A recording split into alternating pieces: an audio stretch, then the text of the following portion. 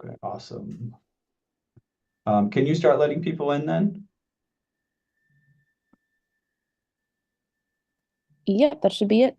Okay. All right. Hello, everyone. Welcome to Piano Tech Radio Hour. Good to see you again. Sorry for a little bit of a late start, but we're getting warmed up here. Should be good. Got a very fun guest today. I will uh, I'll spotlight him and myself so we kind of know who to keep an eye on here. So it's me and Robert are the guest for today. Hello, Um, everyone. yeah, hey, I don't know, they may not be able to say hi, but they can see you there, Robert. All right, let me get started by just saying thank you for being here. Thanks for rolling in here today. We're going to be streaming out here on Facebook and YouTube as is typical. So you might see us out there. If you're on Facebook or YouTube, or actually we go out on Instagram and Twitter as well these days, you should be able to find a link to join us in the Zoom call. So if you find that, then click on that and jump on into the Zoom call with us. So you can be part of the more direct conversation. Um, and then I just want to start introing to where we're at today. If you're joining us for the first time, this is Piano Tech Radio Hour. And what we do here each week is we gather on Saturdays to meet with and learn from the most fascinating and knowledgeable folks in the piano world. This includes manufacturers, rebuilders, musicians, makers of other instruments, and of course, piano techs. Our mutual goal is to become better at our craft, to help each other, and to create an ever more musical world together. Piano Tech Radio Hour is brought to you by Piano Technicians Masterclasses, an online learning resource that brings you cutting-edge instruction from piano industry masters without leaving your home. You can find out more at pianotechniciansmasterclass.com. And you can subscribe to Piano Tech Radio Hour for just $16 a month. You can get direct access to each week's private Zoom call, as well as the archival recordings over 200 episodes in our member area. You can join Piano Tech Radio Hour at bit.ly/join PTRH. And just a couple of updates here, just to make sure you guys are aware. Make sure you go to check out the podcast, pianotechradio.com. We're releasing new episodes now. We'll actually be releasing quite a few in the coming weeks. And then also check out our Substack, which contains our Masterclasses blog, where you can capture some of our content, our educational content, get a little peek into it and see if you want to subscribe. You can also go on social medias, LinkedIn, Twitter, Instagram, Facebook, and find at Piano Tech Masterclasses and join us there. And then we do have a convention online coming up on June the 20th. That's a Thursday. It's going to be an all-day event with multiple instructors. We're going to bring back Jim Wilson.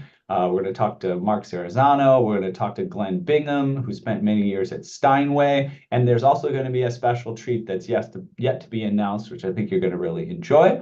So make sure you check out the convention, and we'll put a link in the chat so that you can sign up for that now. And now I'd love to officially intro our guest for the day. But before I do so, I just want to check in with Emrys there on the setup here. Emrys, are you seeing me as spotlighted and Robert as spotlighted? Yes, you guys look good. Okay, excellent. For some reason, my computer's not showing that, but just want to make sure we're all set up like that. Great. I want to do a little intro of Robert before we get started so you get some background. Some of you may be well aware of him, but let's get some background. He is a champion of music. His name is Robert Estrin. Music technology, historical instruments. He has a YouTube channel meant to enrich pianists and music lovers worldwide. He studied piano and French horn at the Manhattan School of Music in New York City, as well as the Mozarteum in Salzburg, Austria. He also has a degree in piano performance from Indiana University. He has owned several recording studios. He has composed and produced numerous albums, as well as music for film and television. He currently teaches through and owns Living Pianos. This is the world's first online piano store, which started in Orange County, California in 2006.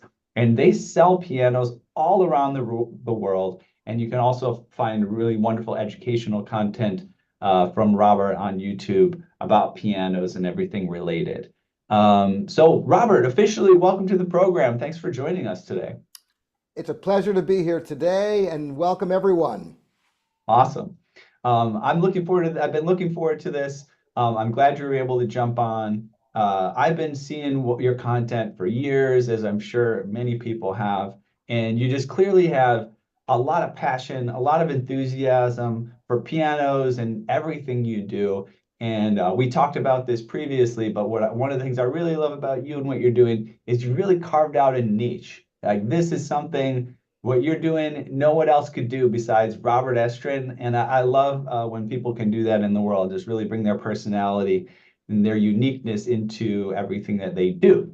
So one of the things I'd like to do up front is maybe just get a little bit more background from you, so we can set the stage. How did it end up that you became such a musical person? Did you have a musical family? Did you study early on? Did you foresee that your whole life, would surround around pianos and music? Tell us about a little bit about the background here. Well, it is kind of natural that I ended up in piano because my father, Morton Estrin, was a concert pianist and a teacher. He taught many, many people, famous conductors, composers. Billy Joel was one of his students, Debbie Gibson, a lot of people in the industry. My sister's also a pianist. In fact, my entire extended family are professional musicians of one sort or another. So, I mean, I literally grew up with it. So it was a natural for me to go into it. But I've also always had a real interest in recording technology. My father had professional recording equipment in his studio, and although he was professor of music at Hofstra University in New York, he did most of his teaching right in a big addition in the back of our house where he'd have recitals and classes. And so I was closely associated with his students, and I would get his hand-me-down recording equipment. So from the youngest age, I would play with tape recorders and do crazy things with them. I also always had an interest in photography. I had a dark room. So, doing videos is kind of a natural extension of that, and music technology and all of that. Living Pianos started in 2006, as you mentioned, in Orange County, California, as the world's first online piano store. And the whole reason for it, if you go back 100 plus years ago, the piano industry was huge. There were hundreds of thousands of pianos sold, which today only a fraction of those, that number of pianos are bought and sold in the United States, even though we have, triple at least the population. And there were hundreds of American piano companies, boutique operations in every major city in the country had these amazing craftspeople making extraordinary instruments. And Living Piano's mission is to bring new life to these pianos, many of which sadly end up in the landfill. Now, while there are a number of companies around the country that restore Steinways, as we do, most of the other piano brands go by the wayside, even though there are some that are absolutely stupendous instruments. Of course, Mason and Hamlin and Baldwin, we always seek out pianos worthy of restoration. But there's Chickering and Knabe and many others that are really, really extraordinary instruments. And today there are Asian powerhouses, and these are mechanized operations. And while the quality is very good on Asian production pianos, it's a very different beast, and for people who appreciate the range of tonal expression you get on a Steinway or a Baldwin or a Bechstein, and the price gap between the Asian production pianos and the hand-built pianos has just gotten so out of hand. A piano like this, which is the smallest Steinway Grand made, the Model S, is over $80,000 for a baby grand. So our mission is to make it possible for people to own a piano like this. This, by the way, was my father's piano that his father, my grandfather, got for him in the 1930s. And it was a struggle, and they made payments, and there were times that they almost lost it. It was to get this piano was hard back then, even though it was less than $1,000 back then. Wow. So we restored this piano, and it plays like a dream. And it takes so much to do this, but the bottom line is we try to spread the joy of piano to people, both with our instruments, I teach students all over the world with Zoom, with Google Meet and other platforms, and of course make videos. And I, believe it or not, I'll leave you with this and then we can go on to other things because I know there's a lot of interesting things we're going to cover today about piano Yeah. technology because I have a deep background in that. I actually had my start making piano videos. I was asked to be on the team for a company called Digivent in Irvine, California. This was back, believe it or not, in the late 90s. It was a cutting edge company, kind of ahead of its time. And they had live video chat with associated chat and slides. It was an amazing platform. And in order to showcase their technology, what they did was to have 3 shows. There was a keyboard show, a drum show, and a guitar show. These were weekly, live, 1-hour internet shows. And I did, 50 of these shows. Every week, it was an hour, boom, without a break, with the cameras on me.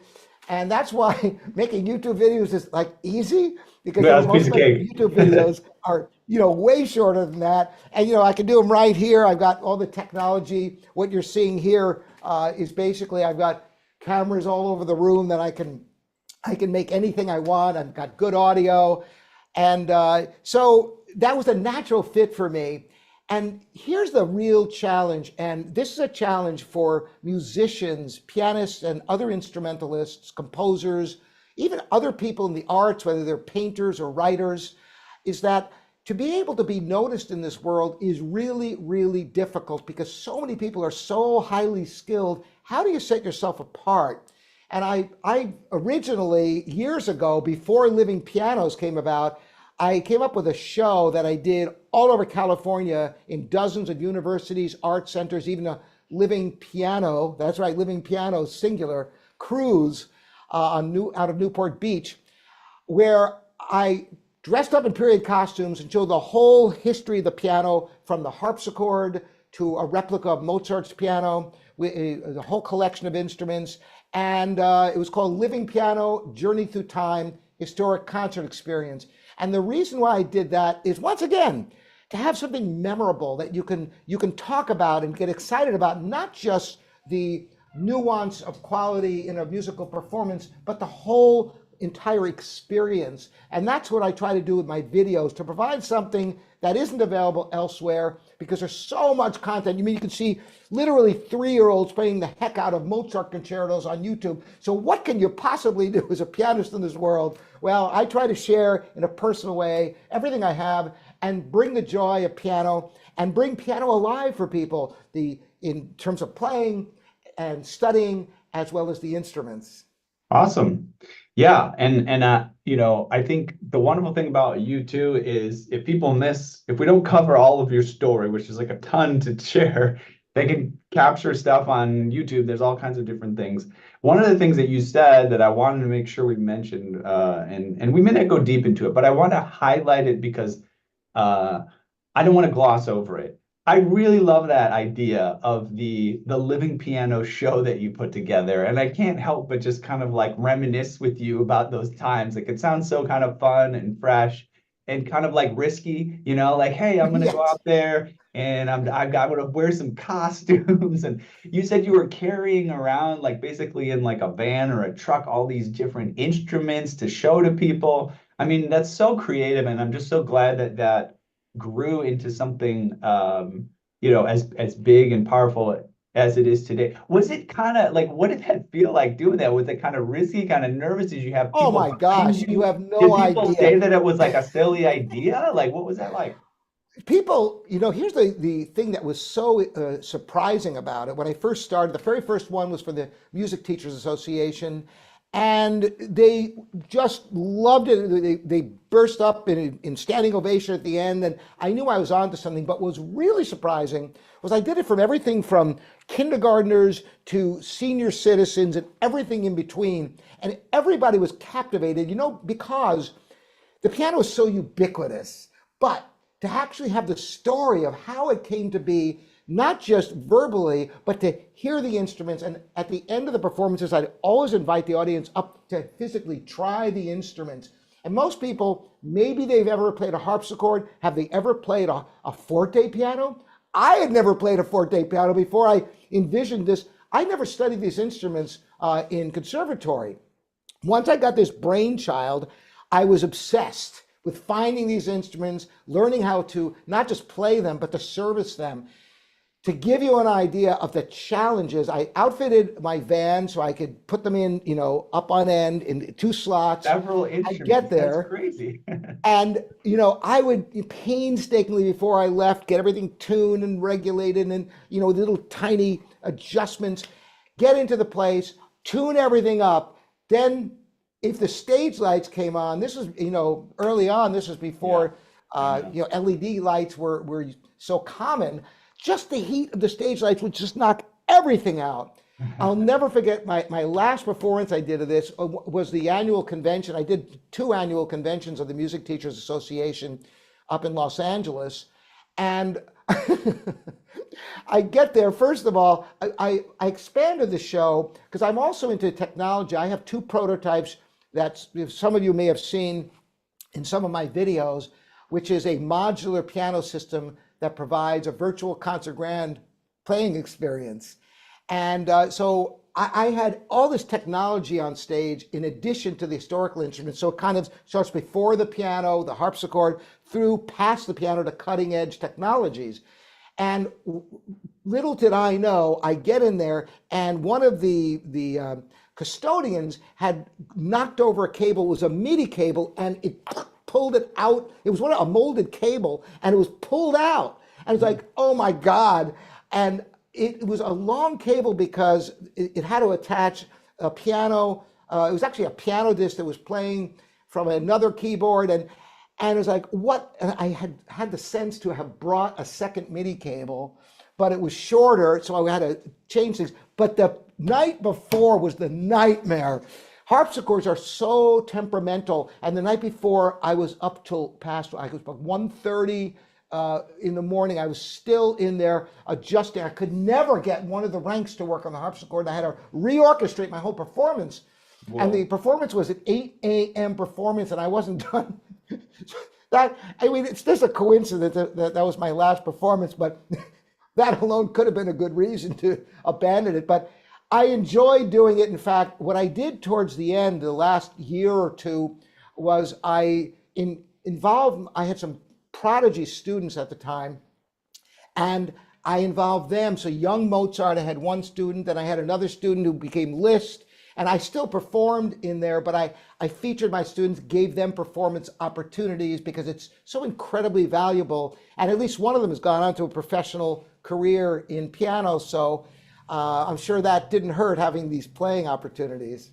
That's amazing. Yeah, and forgive me, I'm going to be, as we move forward, I'll be interjecting more because I want to make sure I cover some of the Absolutely. stuff. We got a lot of stuff on the list. I don't know. We won't cover everything, but one of the things I want to, well, actually, as you were talking through it, it made me think. You were talking about the MIDI technology and everything, and I know that you were quite active in the California and probably Los Angeles as well, right? Mm-hmm. Is that close? Yeah. Are you familiar with Jim Wilson? Is he a connection of yours?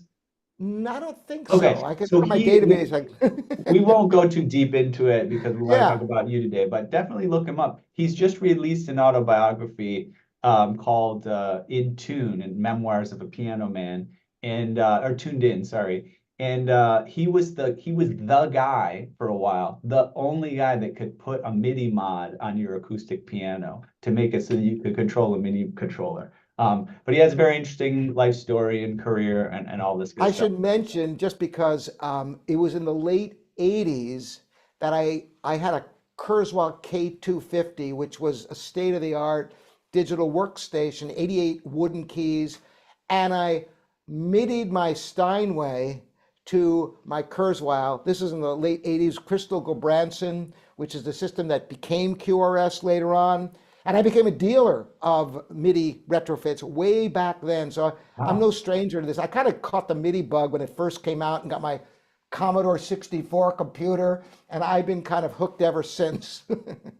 Cool. Yeah. I mean, I'm like that too. I'm sort of a tech guy as well. So speaking of tech, let's talk about piano tech, because I know that there's a lot that we can talk about. And very specifically, we should let people know that you need piano technicians out there in Cleveland. I don't know if you need people in Santa Ana as well, but I know that that's a big deal for you, and you've got our ear. So I guess start by telling us, it's a very interesting moment for the field of piano technology for us, like piano technicians. Some of us are looking at the state of the industry and being like, is this a gig that's gonna last for a while or not? But at the same time, I don't know if you saw, there was some article that came out a few months ago it was literally, they thought it was worth writing about in a publication in Australia. Australia doesn't have enough piano technicians. It's an issue. So tell us, about your experience here, why you need someone, what kind of thing you're looking Sure. for. Yeah.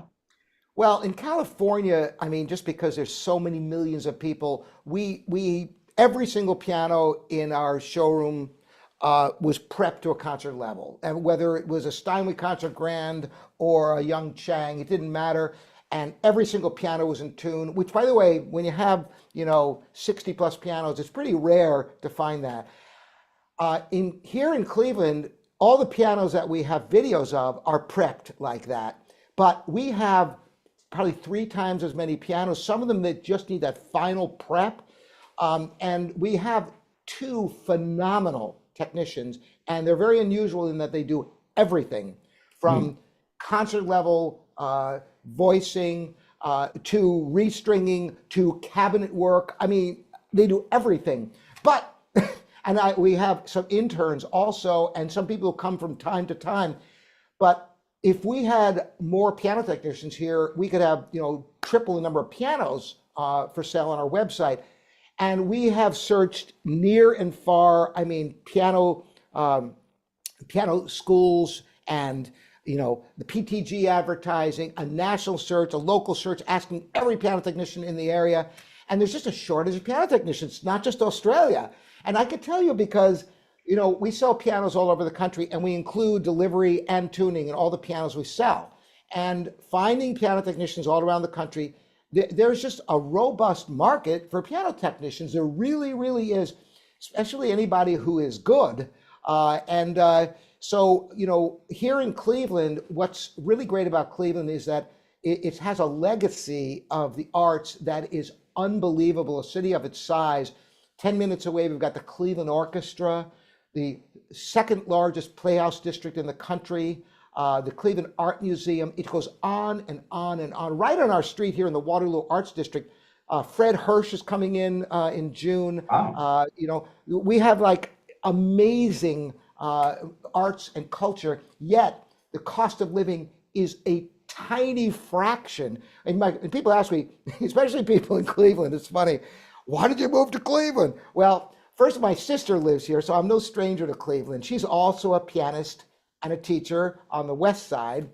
And also for years, we were operating in Orange County, California, with some of the most expensive places to operate a business that you could possibly be. Yet we're selling about 84% of our pianos out of area. There was nothing tying us to that area. So we kind of had our eyes on moving for a long time, and things came together through a series of events that were a little bit more complicated than I would have liked. But we ended up here. We own this beautiful historical building from the 1860s, and we've got showrooms here. And up the street, we sold a concert grand to this jazz club I just made reference to that's going to have Fred Hirsch and have other people. Tree Lawn, it's called. And Tree Lawn has 2 venues, and we sold them a concert grand Steinway, and we became very good friends. And they have this huge room now where we have most of our pianos over there. We have 2 showrooms here. So we're stock full of pianos. People love working here because it's a team and everybody learns from everyone. So we need like everything. So, if somebody just does, restringing or action rebuilding or fine work, I mean, somebody doesn't have to do everything to be valuable here. We don't really need more interns of people on that basic level. Somebody who just has any background we would consider. And I can tell you that my piano technicians here, as well as in California, have always said that they always learn from me. Why? And it's because I grew up playing pianos that were prepped on the most extremely high level. I would get to try my father's pianos, in Lincoln Center and Carnegie Hall before his concerts and recording sessions whenever you take a break. These instruments that were impeccably voice tuned. And so this is what I have in my You have head a when I play a standard, piano. your standards are very high, yeah. Well, and sometimes it takes a village, and in California, sometimes one technician will come, another, and there's one little issue, maybe it's a top octave, it's strike point issues, or a buzz somewhere, or an unevenness, or dampers, or una corda voicing, you got to have, and that's the kind of work that we do here. So, to be able to get pianos at that level is so satisfying because the sound you get and the expression that's possible is like, it's just such an incredible playing experience. Right. Yeah, and we don't have to go too deep into this because I think it's obvious. It will be obvious once I say it. And that is that you're one of these dealers that might be kind of rare, where you want all the pianos on your showroom to be prepped, and you're willing, to have piano technicians work on that process to make them at a high level. It's not about being on a budget or like saving a buck or making it good enough. So I just want to point that out because I know you know this, and we all know this as piano technicians. Sometimes you hear dealer and you're like, nah, I'm just gonna work independently. They're gonna ask a lot for a little bit, and they're not gonna care about the quality, whatever. Make just a couple comments on, you've already said you have a high standard, and so we can see that's kind of the reason. It's almost like an obsession for yourself to have them in that condition. But I guess talk more about kind of, I guess, respecting that process and being that kind of dealer as opposed to a different kind. Sure. Well, most piano dealers are business people and they don't necessarily play on a high level. Some do, most don't, because I can tell you, running a piano business is extremely time consuming and it's a tremendous challenge to juggle all the things I do, from the teaching, the guiding the work on the pianos, dealing with the barrage of emails. I do have help. My son in California is an integral part of the business because he goes through all my emails and makes the contacts in my customer relationship management software and gives me the appointments and sets up my teaching schedule, helps with the pre-writing of articles, and you're running the business and still having the time to practice. It's a funny thing because all my students, they all say, oh, it's so hard to find time to practice. I say, join the club, and when I interviewed one of my former teachers, Ruth Slenchinska. Ruth Slenchinska was an incredible child prodigy and has the distinction of being the last living student of Sergei Rachmaninoff. She studied with Schnabel, Hoffman, Levine, everyone, and she came up with she did another recording just 2 years ago. She's 98 years old now, and she's a remarkable woman. And in interviewing her, and I got that on YouTube, and Last Living Student of Rachmaninoff is the title, any of you want to search that out. And I asked her, how did you find time to practice? Because she also had a busy teaching schedule. And of course, when you're traveling, how do you have, and she said, and I'll never forget this, and I've always taken it to heart, stealing moments. And like dinner's almost ready, you think, see me, maybe I'll just see what's on here, and it's so easy to suck time. And then you don't realize that you thought it was going to take 10 minutes, but take 20 minutes for dinner. You could actually memorize another few measures of music in that time if you're focused in. Yeah. And it's this way for everyone. And it's not just in piano, it's whatever it is, what your avocation is. If you're a piano technician, there's always more to learn.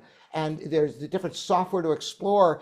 Take advantage of those moments, that between moments, and don't just suck it away with social media. Not that there isn't an important place for that, but taking advantage of time so that you can be productive. What I do, and we'll get back to all this stuff we want to get to, but I just want to mention this because it's so important for everyone, including piano technicians, who I imagine are most of the audience here, is organization. I was amazing in one regard. In 2003, I started every single person who contacted me, I made a contact in a program called Time and Chaos. And Okay, I that put sounds their fun. phone number, email address, name, and it had notes. And every single time they'd contact me, I would put notes and what transpired, whether it was email. And I have now, believe it or not, and none of these were from a database. This is all, every single contact entered now. In our stores, when we had employees, they also put people in there. So these aren't just people I put in there, Yeah. but there are 45,000 contacts in there. Wow. Wow. And the cool thing is when the phone rings, the contact pops up before you answer the phone. You've got the contact with all their notes.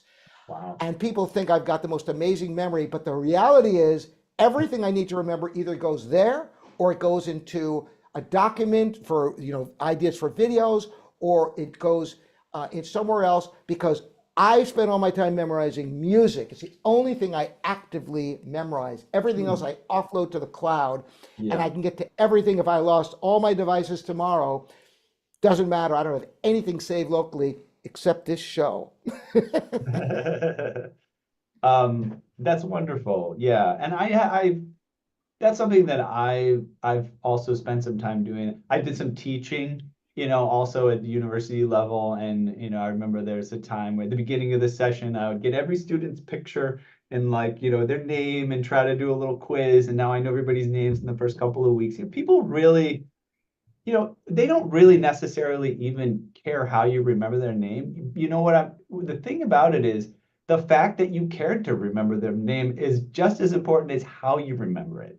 You Sure. know, the fact that you might have a great memory for names is, it's due to a lot of factors, Mhm. environmental, genetic, like your background, education, study, like whatever.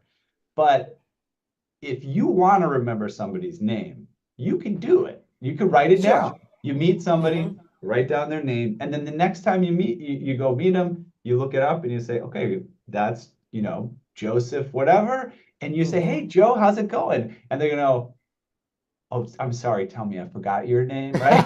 But they're going to love it. It's just going to feel so good that somebody took the time, however they did it, to remember your name, Yeah. to Well, remember something about you. I do this with everything. Anytime there's anything, oh, I should really do whatever it is, calendar event.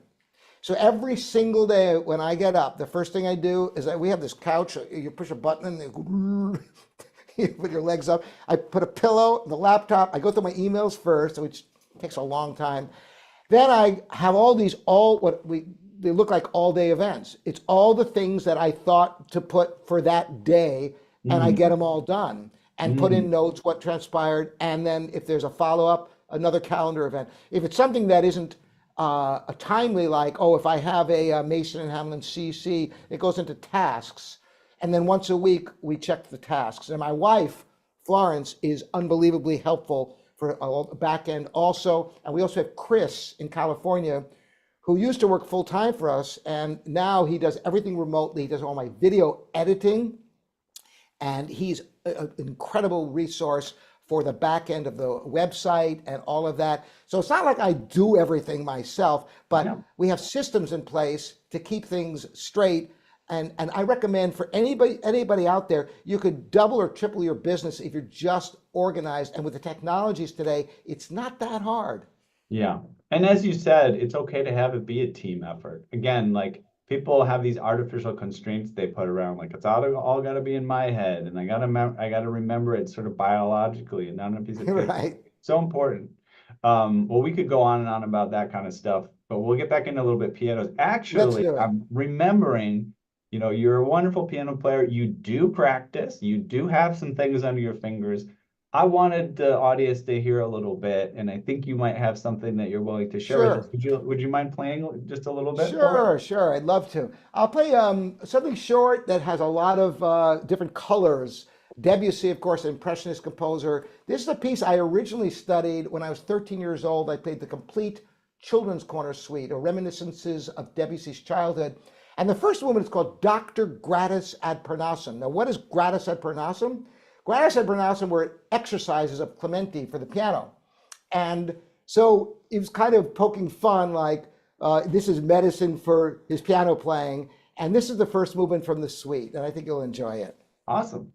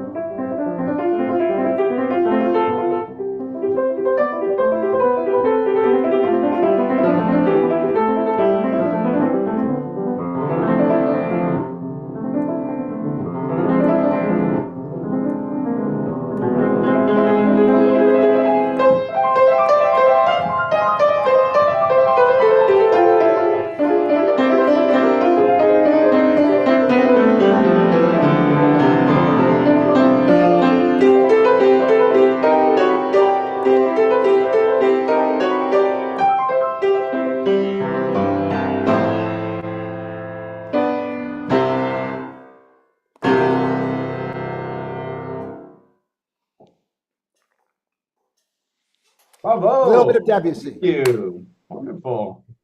Incredible. Yeah. I mean, it's great to follow that right after talking about how busy you are and all this stuff, right? And everything yeah, you got time to pull that together. That's what my motivation is for everything.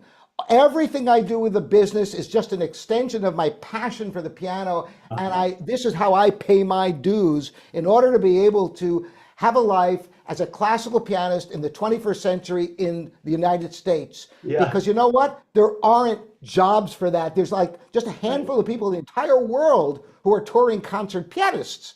So you have to carve out something unique for yourself and try to use your unique skill sets, whatever your field is, and follow your passion. And it's taken me literally a lifetime to be able to kind of bring things together to the extent that I have. Yeah, wonderful. And by the way, we do have some comments. We've had a couple comments. One up at the front, Mary Brocious said hello from Pennsylvania. And then, All right. just again, Mary Brocious said, excellent, thank you for playing for us. And also, before you were playing, Celia said, I love your enthusiasm and your expertise, Robert. So wonderful. Thank you. Comments from the audience here. Wonderful playing. I think that maybe moving on, let me see what might be the next thing. Let's talk a little bit about, gosh, there's so many things. Let's talk about the state of the piano industry. I mean, you are in a unique position. I'm kind of there too, where I get to see a lot of different people and meet different people in different roles in the industry. What's your opinion on, where we're going here? Where do you see things in 5 or 10 years? You're uniquely positioned because you do have like the technology side of things to kind of sell pianos in different locations. But what's going on here? Where are we going to be? What do you think? Well, in the big picture, the piano has been in decline in the United States, since the early part of the 20th century. The last little gasp was in the late 70s, mostly uprights and families, piano lessons and all that. But on a much more basic level, it's interesting the development of hybrid pianos. Now, interesting fact is, back in the late 80s, when I MIDI'd my Steinway to the Kurzweil K250, instantly I thought somebody should come out with a piano that has the real piano action and the sounds created digitally.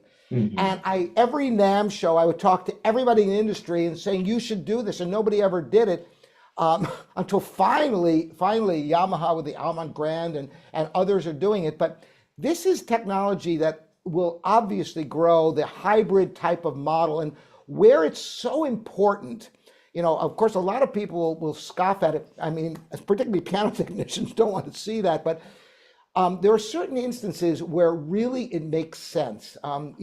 People, for example, in China and the rest of the world, where homes are not as large as they are here, people really don't have the choice of having even a baby grand. And upright actions are sluggish compared to grand actions because you don't have the gravity helping. And of course, there are newer technologies with magnets and things that these are areas of potential growth. But hybrid pianos offer a solution to get the feel and the sound of a concert grand, the way the tone develops, in the tenor register and of course the bass. So I think that's going to be an obvious area of growth. But the piano itself is never going away. People love the organic experience of playing a real piano. Mhm. And right now the epicenter in the world is China, where there's something like 50, some estimates 50 million piano students, which is 10 times more than we have here, or something like that. So it's not like the piano is dead. It's just that even guitar is not as popular in the United States as it used to be. There's things have moved on with technology, and it's going to be very interesting to see how that develops in the coming years with music, not just pianos, because AI is pretty amazing at writing and art. And in music, it's at its infancy and it's kind of laughable still. But when you think about what video with AI was just a year ago, and now it's like, whoa, it's just a matter of time before that develops. So I think people have to figure out how people figure into this new world we're living in. And it's always been that way. When recording first came about in the 1930s and 40s, and people thought, oh my gosh, it's going to put people out of work. Then, of course, synthesizers in the 80s, and they tried to stop that. And sampling, oh, we got to stop that. You can't stop these things. Right. We have to figure out how to adjust and how can we become part of the equation. So people who embrace these technologies, which brings us seamlessly into another topic that I'm sure we want to cover, which is technologies for tuning pianos. And Mhm. that is another area where piano technicians on both sides of the issue have very, very strong feelings. The ear tuners really feel that they want to have their input and their experience. And people who embrace the technology, some absolutely stupendous tuners who can tune by ear great, but appreciate the precision that goes beyond human hearing that the technology can offer. And this experience, the aggregate experience of thousands of piano tuners that goes into software like TuneLab and Mhm. CyberTuner, not to Right. mention the Piano Scope. Yeah. Very tuned. So that's something, and I wonder, you're a piano technician? Is that I true? do, yeah. I tune pianos and do like regulation and things like that. Not so much actively. I'm managing a business, but I do Right. know how to do those things. And yeah, So do you use technology in your tuning generally, or sometimes? yeah. I remember when I decided, I learned about ear tuning early on, but I also got to use I used one of those blue boxes for a while, and I lost that blue box, by the way, a couple times, or it like needed some software update or something. And I always took advantage of that problem, oh, the thing's not working. You know what? Try to tune by ear for a little while. And then I'd get to Hmm. this point where I'd be like, okay, listen, like let's make this more efficient, right? Because it can take a long time to tune by ear, or the pitch raises are really annoying. So then I'd implement it again. So I vacillated. And then at a certain point, I wanted to pass PTG exams with ear tuning, so I definitely studied down and made sure I fit all the protocols for that, and I had a good enough ear for that, and did passed really well. And so these days, I like to have a device, but I always like my ear to be the final judge. And I'll often either change the tuning slightly from what the device says, usually with some type of systematic way. So I'll be like, oh, okay, I'm wanting a little bit flatter than the device says as I'm moving into the bass. So it looks like I'm doing that about 1 cent or something, so then I'll continue with a pattern that works. And then also one thing that I've noticed at least tends to work better for me is when I'm tuning the intervals, checking the intervals like in a temperament or something. I Right. want to get the unison on the previous note that I'm comparing with. I want all 3 strings. I want to tune all those by ear. I want to compare them with the device, but I want my ear to be the final judge. And then the next note that I tune, I really want to be more comparing to the previous note than the device. And that reason, I have a logic behind that, which is that in a piano, you'd rather have the strings tuned to each other than some abstract concept, right? Yeah. So that's kind of how I do it. I use a device. I like to have it as a guide. It can make things quicker, but my ear is always the ultimate judge. Unless I'm doing something with my ear and then I see I'm going off the rails, and then I'll say, okay, let's use the device. So It's interesting. Recently, there was a piano convention in Las Vegas called PIPA, Pippa, Yeah, which I I heard about it. recommend, by the way. Fantastic event. There were many piano technicians and piano companies, and I met a lot of interesting people. And one of the people I met there talked about a tuning method that I thought I'd share with everybody here and see how many people are hip to this. His idea is that the typical thing, tune their temperament in the middle octave, and then, tune all the octaves, then tune the unit, the single strings, and tune the unisons. The problem, of course, we all know when doing pitch raises is that the pressure exerted on the bridge changes the tuning of the part you just tuned. So that's why you have to do several passes and all of that. And of course, that's where the software is so incredibly valuable, because it can compensate for that scientifically, unless somebody has vast experience. It's hard to do that by ear.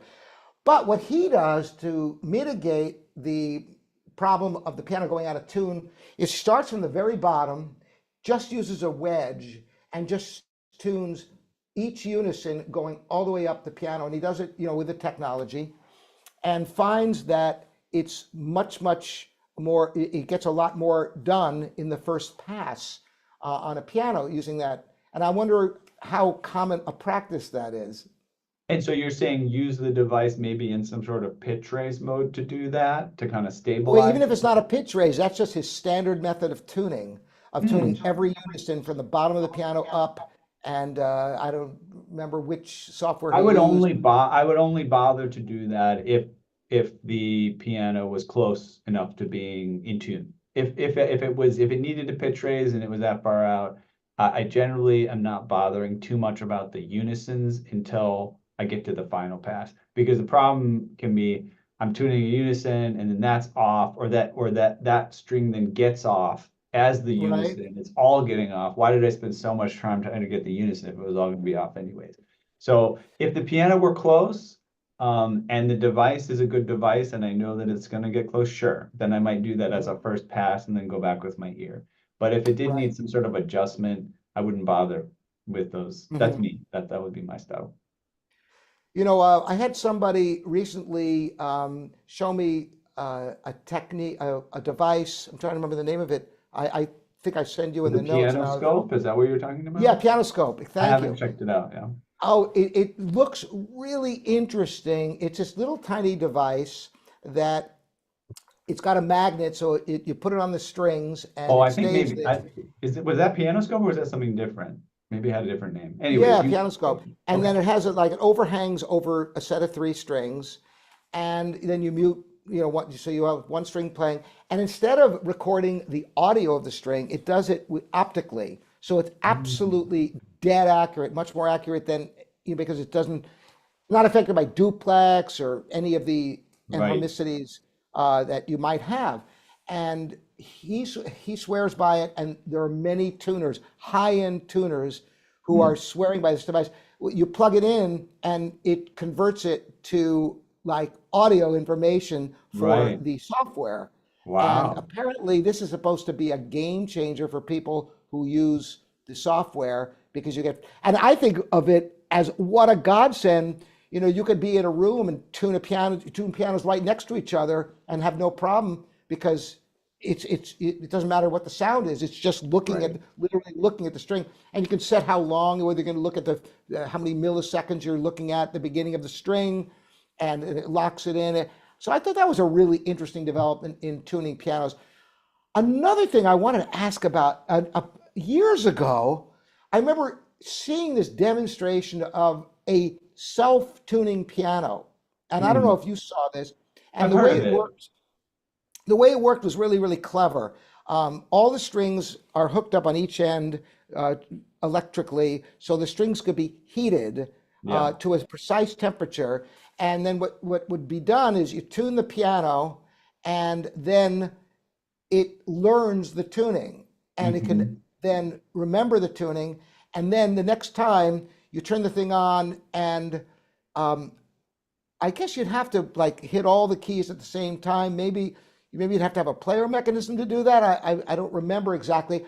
But then it just used the heating to heat the strings the appropriate amount, and Right. everything just goes into tune.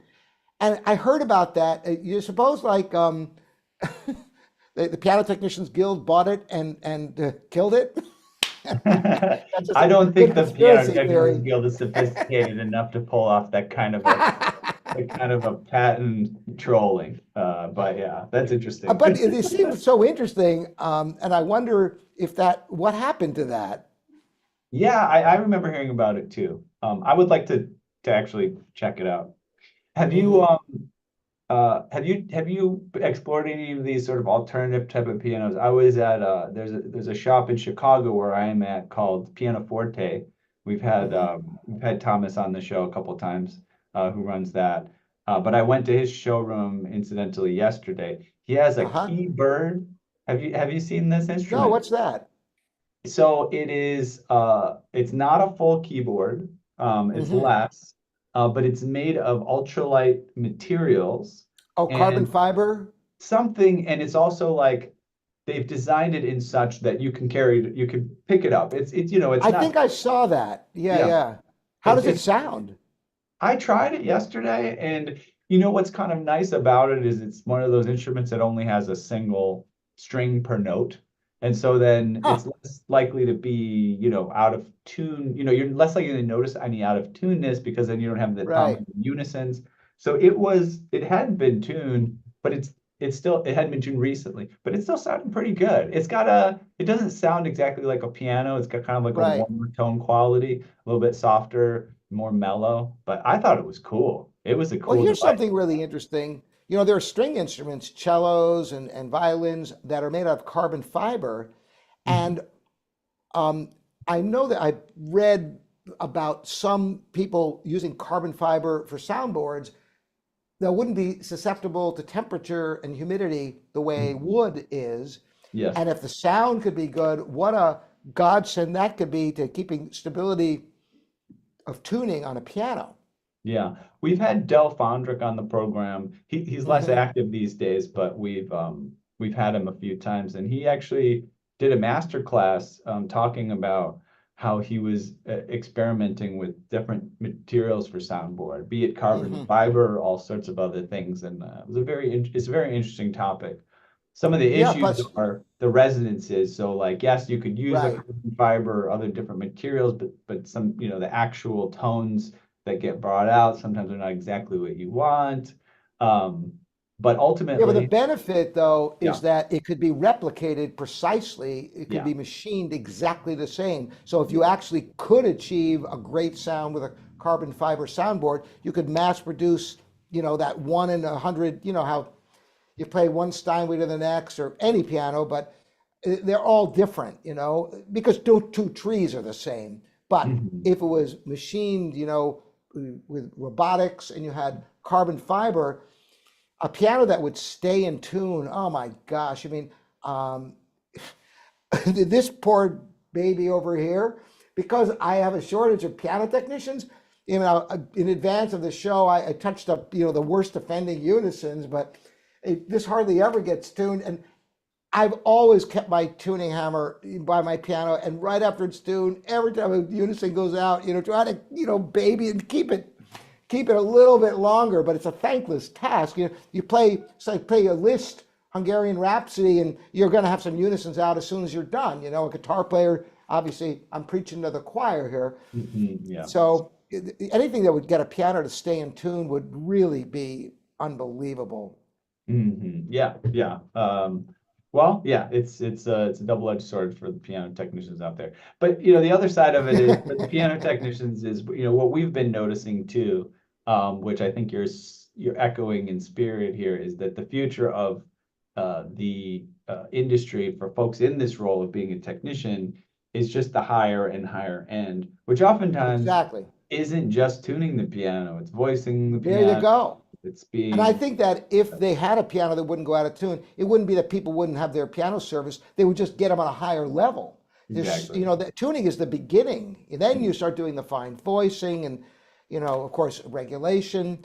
I sometimes describe working on a piano as one definition of infinity, going halfway again and again and again and never reaching it, but getting to a point where you're so close that you can then pass the piano on to the new owner, who you can guide them how they can keep it on that high level. And you know what? It's not just piano tuning. That's the same thing with working on a piece of music. I have pieces I played, like this piece that I learned originally when I was 13 years old. Still discovering new things, and it's never done. And a piano's never done. You just get it, really infinitesimally close. And even that's a fleeting moment. Yeah. I mean, I think that's one thing that, there's different ways to think about it.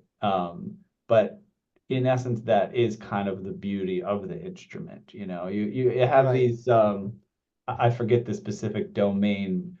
I mean, there's a couple different examples that are sort of apocryphal of like, okay, well, you have the rugs. They would make these beautiful Oriental rugs, and they would always actually make one stitch imperfect on purpose, or you had the china that would break, and then they would fill the cracks with gold and make it part of the beauty of the actual piece, once it had been broken. And so I think that often gets overlooked because a lot of us who Mhm. care about making beautiful things also care about having them be at a high level. I want to be perfectly in tune. I want to have all Right. the fingering figured out perfectly with no mistakes or anything like that. Well, I wanted to interject something Yeah. interesting that is also related to piano tuning, which is I've heard piano technicians, and to me this seems preposterous, but who say that when you're tuning a piano, you get a unison perfectly in tune, it actually won't reinforce because you want those waveforms, if they're perfectly in tune, you're not going to get quite the sustain that you want to Mhm. have the duration of the unison be that one long wave of out of tuneness. And Uh-huh. the reason why I think that's so silly is that the first time you hit it hard, you're likely to reach that Got point it anyway. anyways. Why So try to are make you really going to strive for that in your tuning? I mean, I thought it was crazy, but maybe I'm naive about this. I don't know. yeah, I'm a little bit, I always just, listen, I always just strive to make it sound good. Whatever that sounds good to Right. me, that's my thing. But I'm definitely Sure. not gonna be like, oh, this is in tune, let me get it out of tune a little bit. No, that's not my Just style. so that that one wave Yeah. is the length of the sustain of the tone. It's like, how the heck could you possibly measure that? And like I say, they're always going out little by little anyway. You're going to get that Yeah. chorus effect sooner than you want anyway.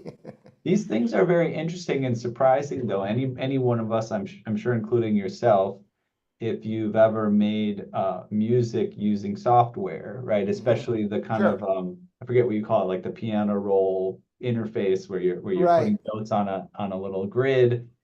You find out very quickly that if all of the notes are perfectly in time mathematically, it sounds bad. And then Absolutely. and then these softwares, if you know, for those of you that haven't used like a digital music making software, they actually have a little function, a little button you could press, and it's called Humanize. That's It takes right. all the perfection around the rhythms and just offsets us a little bit, Well, so you that have it doesn't sound that way. quantization, but you Yeah. have quantization templates of different styles. Interestingly, I saw a video recently where somebody was taking was I forget what the singer who the singer was, somebody who's contemporary and in first class, but he was showing on a scope how everything had been pitch corrected.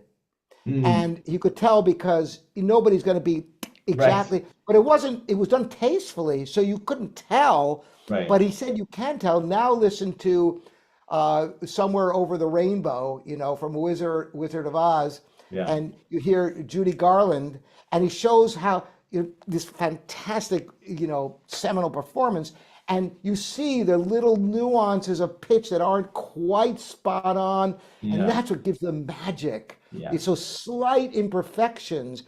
And so it is with you could have a perfect piano performance of anything, you could program it in, but it's not going to do it for you.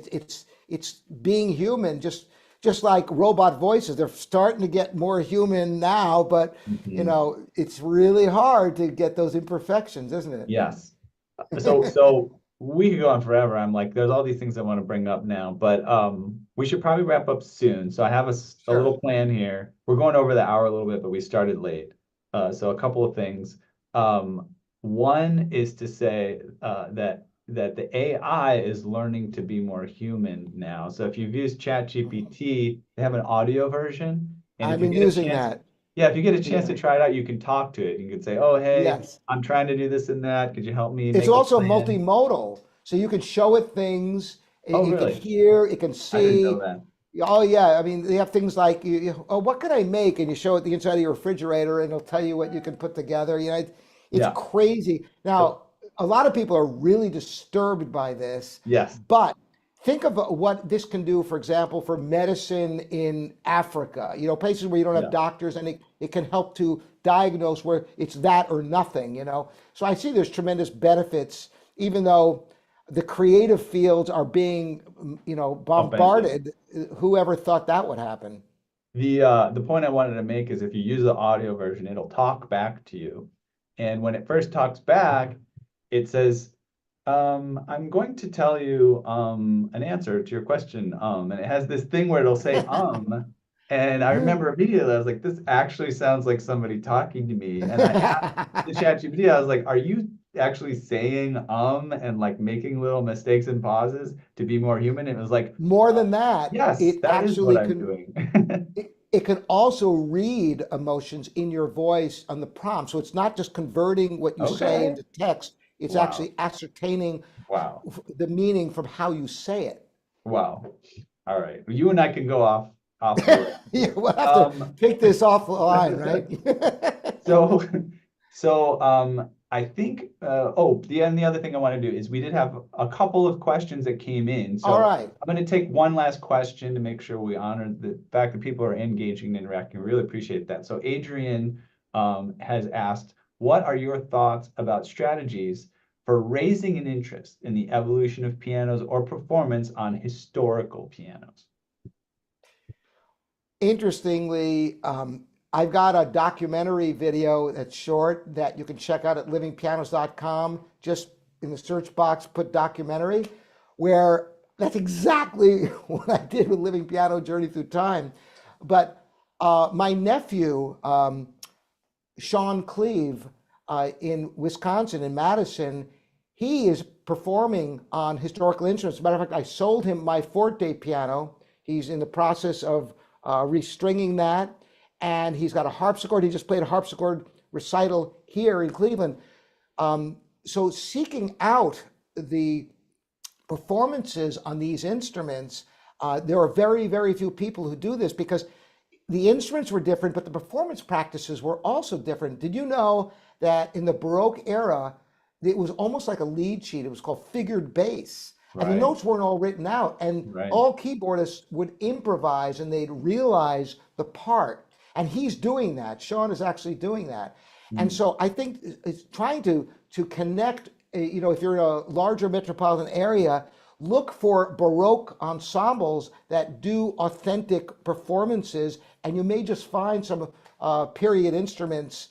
And of course, there's a plethora of different technologies. Just during Beethoven's lifetime, there were at least 3 distinctly different pianos that he wrote for, which is evidenced by the expanding range of the keyboard called upon in his piano works. Hmm. All right. Well, appreciate that. And thanks for keeping it succinct on that. And glad we can just say, oh, hey, go watch this video. That's great. I'll check it out. We'll check it All out. right.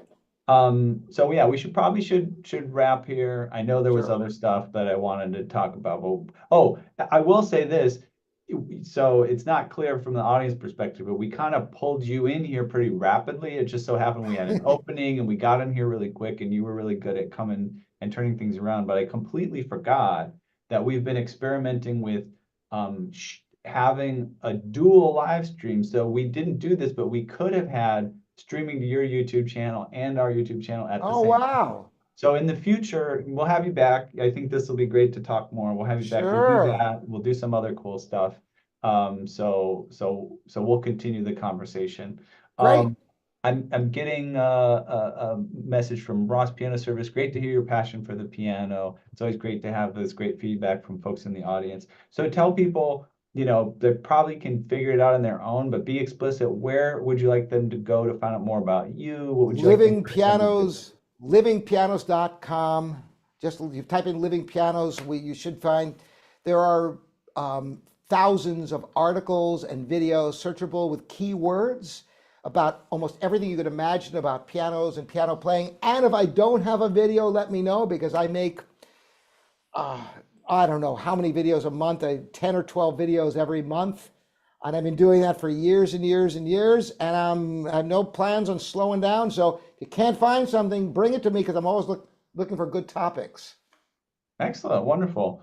Well, I'll outro us here. We have reached the end of another musical journey at Piano Tech Radio Hour. Thanks to Robert Estrin for joining us today. As always, we're brought to you by Piano Technicians Masterclasses, cutting-edge instruction from piano industry masters without leaving your home. If you joined us just today, signing up for this session individually, make your life more convenient. You could subscribe to PTRH at just $16 a month. Get the recording of today's session in our member area, automatic registration for each week's new session. You could sign up at bit.ly/join PTRH. That's bit.ly/join PTRH.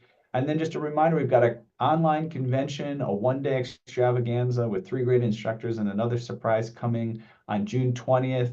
The prices are less expensive the earlier you sign up, so make sure you go check that out. We'll put the link in the chat for that. Make sure you check out the podcast, pianotechradio.com. This episode should be out on that in about a month.